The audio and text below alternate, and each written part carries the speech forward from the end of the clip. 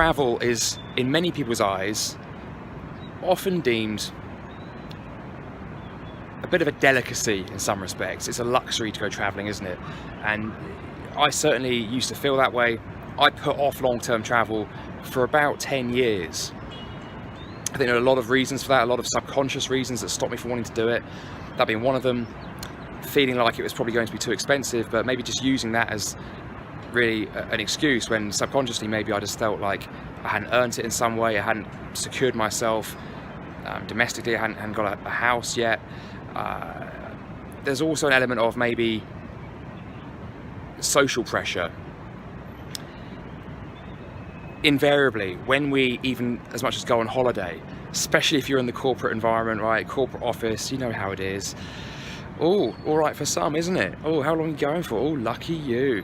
You know, there's a lot of kind of game playing going on. There's a lot of sort of subconscious messaging there, like, oh, how dare you take 2 weeks away from the office. A lot of sort of subconscious jealousy as well.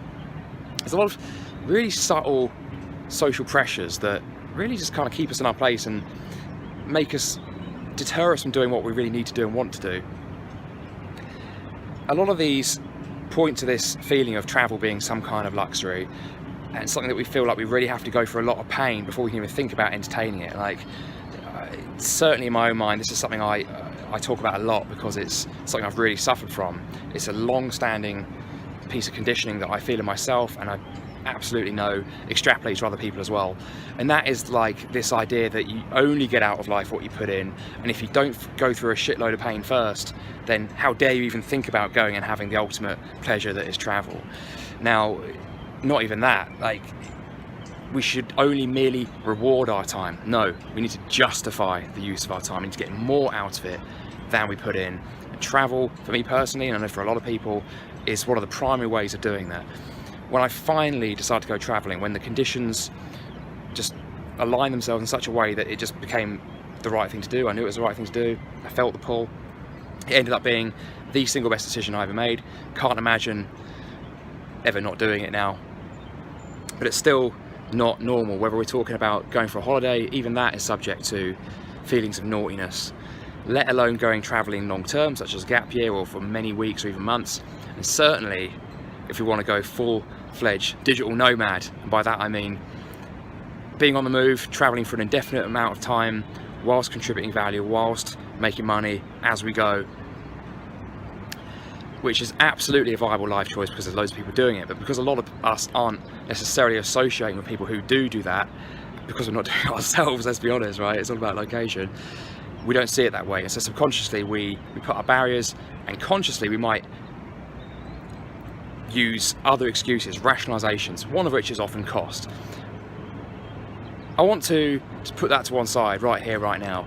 What really is the cost of travel? Okay, so I'm currently in Kuala Lumpur in Malaysia, capital city of Malaysia.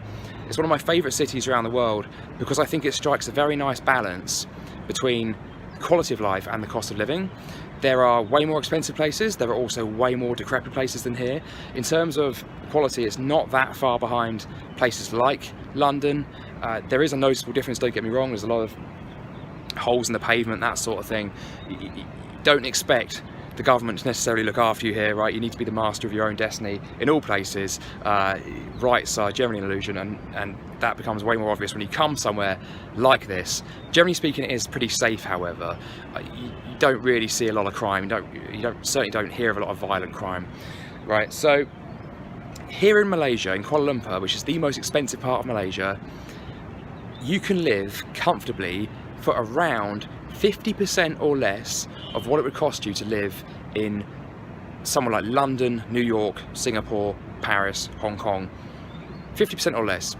If you're talking, so say like where I last lived in Brighton in the UK, you're probably talking 40% or less.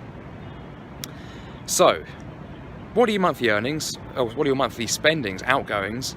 Cut that in half. How long is it going to take you to pay for a plane ticket? I'm betting not that long. You could most likely get a return ticket here for £500, but hey, why do you need a return? Maybe go one way, £300 tops. How long is it going to take you to save £300? Not very long. Oh, but I hear you say, I've got work commitments, I've got a house. Hey look, the world has moved on, my friends. Airbnb, okay, it's quite a big deal. And work, hey look, I've been there. Yes, there is such a thing as holiday allowance. There's also such a thing as firing your boss because they've kept you in entrapment, in slavery, giving you things like 5 weeks holiday a year and all that bullshit. Look, who are you working for? Are you working for yourself? Are you trying to better yourself, improve your own life? Why do you go to work? What's to say you can't do something like what you're doing now and not make more money on the go? Why do you need the support network if the support network is clearly not having your own best self at heart? Because we've all got to be our best selves, do our best work. That is our greatest gift to others, is to be our own best selves. If our bosses don't want that of us, then hey, fire your boss, simple as that. Now, I'm not saying you can necessarily go and do this straight away, but this is the kind of thing you need to be thinking about and to start putting actions in place to make it a reality down the line, probably on the scale of months. I know that when I have a little inkling of thought like this, it's generally on the scale of around several months, maybe 6 months, maybe even 12, sometimes even 18 months before that thing becomes a reality. And sometimes I set a goal, oh, I've got to do this within 12 months, and often I do. And then sometimes I'm like, oh, well, maybe I'll swap that goal out for another one, a sort of month 10, and then hey, month 18, hang on a second, that initial goal seems to have kind of, one way or another, I've kind of made it come into fruition. So anyway, there's quite a lot of points in there, but the main one I wanted to make is, hey look, £300 and a restless night. Well, sounds like a night out in London to me. Right? Pretty damn expensive if you want to go out drinking in London.